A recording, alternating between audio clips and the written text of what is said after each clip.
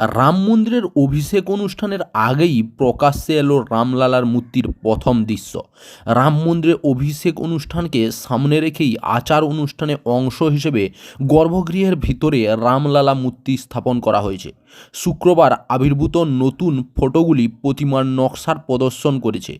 এর আগে রামলালার মূর্তির প্রথম দৃশ্য শেয়ার করা হয়েছিল, যেখানে মূর্তিটিকে সাদা কাপড়ে ঢাকা দেখা গিয়েছিল। এই 51 ইঞ্চি মূর্তিটি তৈরি করেছেন মাইসুর ভিত্তিক ভাস্কর অরুণ যোগীরাজ।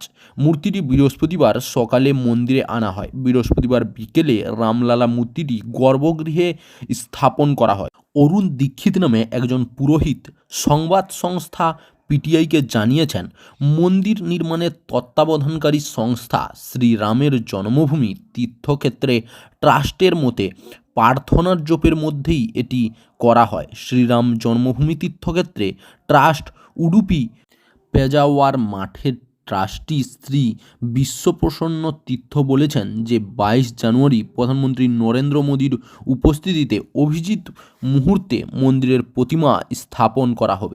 তিনি আরও বলেন, নিরাপত্তার কারণে উদ্বোধনের দিন শুধুমাত্র আমন্ত্রিত অতিথিদের মন্দিরে প্রবেশের অনুমতি দেওয়া হবে। 22 জানুয়ারি রাম মন্দিরের প্রাণ প্রতিষ্ঠা অনুষ্ঠানের পরের দিন মন্দিরটি সর্বসাধারণের জন্য খুলে দেওয়া হবে বলে আশা করা হচ্ছে। চাকরির খবর থেকে শুরু করে নিয়োগের খবর থেকে শুরু করে ঝড় ঝঞ্ঝা, দেশ বিদেশ, রাজ্য, জেলা এবং আপনার শহরের খবর একটা চ্যানেল আমাদের newsbangla.com-এ সবার আগে আপনারা পেয়ে যাবেন। তাই চ্যানেলটাকে অতি অবশ্যই সাবস্ক্রাইব করে পাশ থেকে বেল আইকনটা ক্লিক করে অল নোটিফিকেশন অন করে রাখুন।